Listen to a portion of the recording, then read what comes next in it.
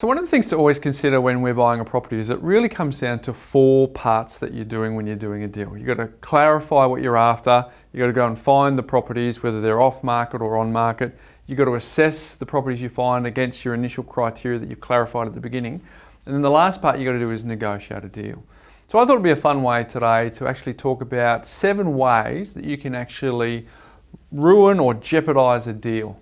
And the first one for me is assuming that the agent actually works for the buyer. And that's the number one way that you can jeopardize a deal, because ultimately the real estate agent's number one job is to try and get a premium outcome for their client, which is actually the seller. But if you're the buyer and you think that the agent's working your best interests, you will fall prey to underquoting, where they put in a very low bait price to try and get you involved. But ultimately, you're going to spend your time, your emotional energy, you might get a building inspection done, you might get a solicitor to review the contract. But if you think that the agent's actually working for you, you might be duped into thinking that you're actually in the running when you're not. And you might waste all those resources. Or you may, an agent will often say, hey, look, there's actually no other people interested in this property. When in fact, that's just a technique that they're trying to do to make everyone think that no one's interested.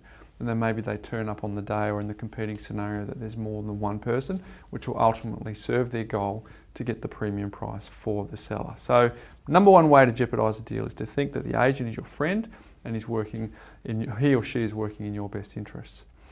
The other way that you can jeopardize a deal is to actually play down your interest in a property. And by that I mean you generally don't want to overplay your cards, but it's actually possible to underplay it. Because you talk to the agent, give them not very much indication that you're interested. And when they actually get a buyer or a scenario where there's an offer in place that the vendor's willing to accept, they usually have to work the phones pretty quickly and pretty swiftly to try and talk to the other interested buyers to see if they're interested in putting in an offer. But if you've given them no indication of interest whatsoever, they probably won't call you, and then you won't find out until too late down the track that the property's been sold and that you've actually missed out on the deal. Another way to jeopardize a deal is to get the vendor offside. And typical way to do this is just that really excruciatingly low offer that's nowhere near value in the marketplace, that the agent is compelled to go and tell the owner about, but they're not going to take seriously. And in fact, they're not actually going to take you seriously, which is actually not in your best interest.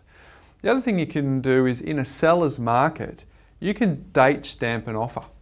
My offer is good until 6 p.m. tonight, for example.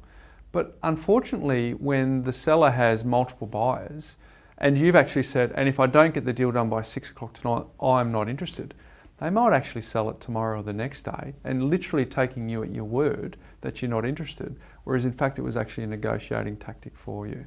So it's important that you don't overplay that and you don't get the vendor offside too early in the process. Another way that you can jeopardize a deal is to think that price is the only thing that matters. I mean, I've actually missed properties where I've gone to buy it, where I've actually been the highest price, but the conditions weren't suitable and they took a lower price. So for example, if someone offers an unconditional deal, whereas yours has got conditions, that may be more appealing to yours. Or maybe someone's committed to another property and they need an early release of the deposit, or they need a short settlement or a long settlement, or they may need to, when they settle, rent the property back. These are all types of things that you can create a win-win situation and deflect the attention away from price. But if you think that price is the only thing in a negotiation, that can definitely jeopardize a deal. Another way is to be really ignorant, and it's kind of a follow-on to that, but be really ignorant of the seller's situation. So you don't do any due diligence, you don't find out what the vendor's motivation is, you don't work out if there's any other groups or any other groups that have had a look through, or any other offers that have been made.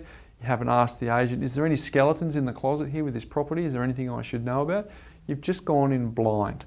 And unfortunately, that could jeopardize it for the wrong reasons. You might buy a property that's got all sorts of things wrong with it, or you might miss some crucial bit of information that would actually help you get the deal over the line. So being ignorant of the seller situation is definitely a way to jeopardize the deal. Another way is to just wear your heart on your sleeve.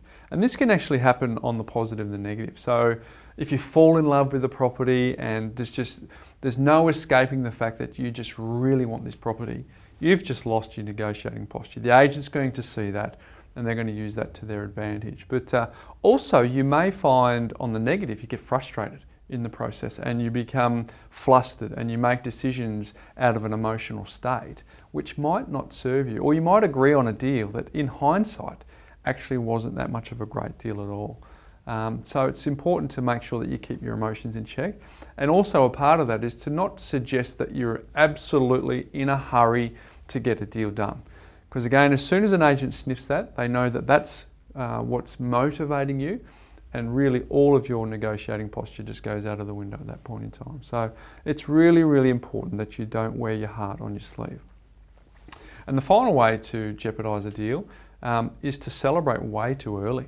I've seen so many people who think they've got a deal done, usually based on a verbal bit of feedback from an agent, only to realise later that they were gazumped or another offer came along that was better and they were caught flat-footed.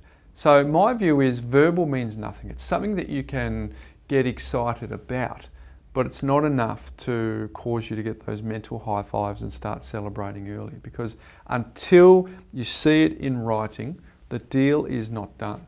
But the good news is when the deal is actually done, that's when you can start to celebrate. So don't celebrate too early. So there's a few ways that you can actually jeopardise a deal, and it's important to understand that negotiating is a bit like riding a bike. When you're learning early on, chances are you're going to fall off a few times whilst you're trying to get that experience.